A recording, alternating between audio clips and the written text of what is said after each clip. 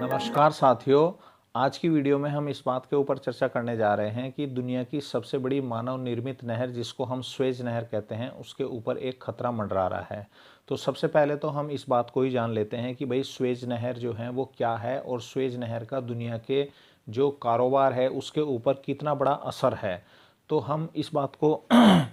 सबसे पहले जानते हैं कि भाई स्वेज नहर का जो निर्माण है वो 1959 में स्वेज कैनाल कंपनी के द्वारा ही कराया गया था। इसी कंपनी के नाम के ऊपर ही इस नहर का जो है वो नाम रखा है। अब दूसरी बात आती है कि कारोबार किस तरीके से ये कर रहा है। तो जितना भी एशिया से यूरोप का समुद्री जहाज़ों के द्वारा कारोबार हो रहा है वो लगभग 70% जितना ये कारोबार है समुद्री वो स्वेज नहर के जरिए ही एशिया से यूरोप तक हो रहा है। यानी कि एशिया से निकलने वाले जितने भी समुद्री जहाज हैं जो माल लेकर जाते हैं जो कारोबार कर रहे हैं वो लगभग 70% जहाज जो हैं वो एशिया से यूरोप की तरफ इसी नहर के द्वारा जाते हैं, यानी कि इसी नहर का इस्तेमाल करते हैं। अब जब हाल ही में जब से ये इज़राइल और फ़लस्तीन का जो युद्ध छिड़ गया है, इस युद्ध के छिड़ने के बाद स्थिति ये बन गई है कि जो स्वेज नहर है, स्वेज नहर जब एशिया से यूरोप को जोड़ती है तो उसमें लगभग 20 से 30 किलोमीटर का एक ऐसा रास्ता है जिसको अलमंदाग कहते हैं उस रास्ते को। और अलमंदाग जो रास्ता है वो बिल्कुल यमन जो देश है वो उससे लगता हुआ ये रास्ता है। अब इसमें हो क्या रहा है कि पहले यमन के जो हूती विद्रोही हैं, यानी कि वहाँ एक आतंकवादी संगठन है जिनको हूती कहते हैं, उन्होंने क्या किया, इस इज़राइल फ़िलिस्तीन के युद्ध के बाद जो इज़राइल के मालवाहक जहाज होते थे हो हैं उनके ऊपर उन्होंने हमला करना शुरू कर दिया।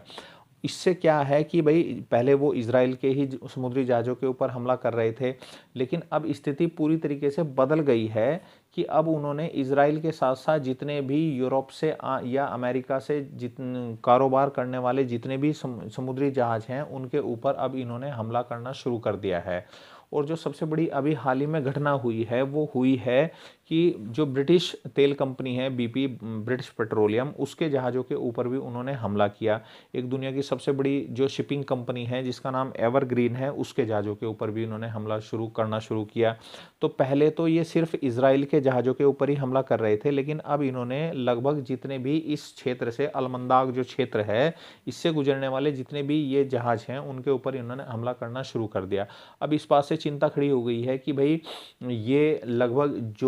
जिसमें जो रास्ता जो नहर दुनिया के 70% कारोबार के ऊपर असर डाल रही है, समुद्र से होने वाले कारोबार के ऊपर असर डाल रही है, अगर उसके ऊपर उसके रास्ते में इस तरीके से हमले होने शुरू हो गए तो इसका मतलब ये है कि भाई ये कारोबार पूरी तरीके से बंद होने की स्थिति पर आ रहा है। तो जब ये ब्रिटिश पेट्रोलियम जो जो ब्रिटेन की ये कंपनी है, तेल कंपनी है, इसके जहाज़ के ऊपर जब उन्होंने हमला करना शुरू किया तब अमेरिका और ब्रिटेन हरकत में आए। और उनके हरकत में आने के बाद अब उन्होंने दुनिया के कुछ ऐसे देश हैं जिसमें डेनमार्क है, अमेरिका है, ब्रिटेन है, बहरीन है, इन्होंने अब संयुक्त रूप से जो है एक एक टीम बनाई है और इस टीम को बना के इन्होंने अब जो वो हूती विद्रोही हैं जो इन जहाज़ों के ऊपर हमला कर रहे हैं उनके साथ लड़ने के लिए अब ये पूरे देशों की जो टीम है संयुक्त कार्रवाई अब कर रही है। तो अब वो हूती विद्रोही कह क्या रहे हैं, वो इस बात को कह रहे हैं कि भाई जब तक ये इज़राइल जब तक फ़िलिस्तीनियों के ऊपर जो है वो ये बर्बरता जुल्म नहीं बंद करता है, युद्ध को नहीं बंद करता है, तब तक हम इस हमलों को इनको हम बंद नहीं करेंगे। लेकिन स्थिति अब ये है कि जितने भी वहाँ पर जहाज हैं वो पूरे के पूरे उनके रास्ते में जाम लग गए हैं और जाम की वजह से जो है वो रास्ता एक तरीके से पूरा पैक हो गया है।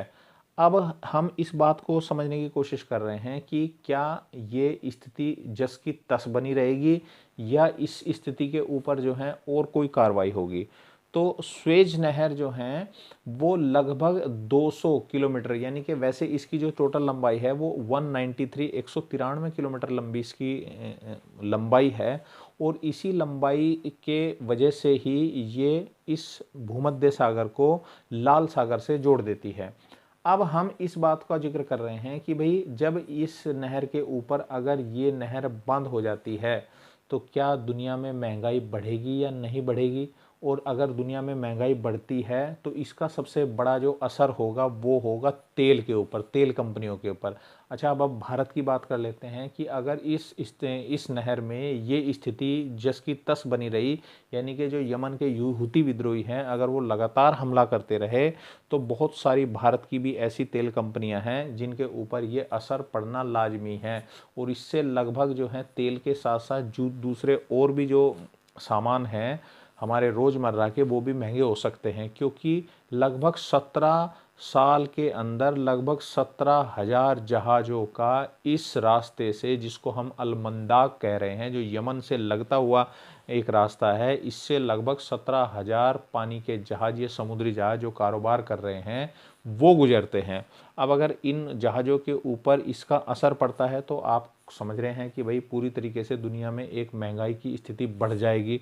तो इसीलिए जो है इस नहर को बचाने के लिए अब दुनिया के कई देश जो हैं वो खड़े हो गए हैं, और स्थिति हो सकती है कि जल्द से जल्द ये समस्या का समाधान हो सकता है। अगर इस समस्या का समाधान नहीं हुआ तो आने वाले समय में भारत के अंदर भी तेल के दाम और बढ़ने की स्थिति बन जाएगी, और घरेलू सामान के ऊपर भी बहुत ज़्यादा असर पड़ेगा। और भारत का भी लगभग जो है वो जो यूरोप में जो कारोबार होता है, इंपोर्ट एक्सपोर्ट जो होता है, उसका भी, उसके ऊपर भी जो है ये असर पड़ेगा। लगभग आप मान के चलिए कि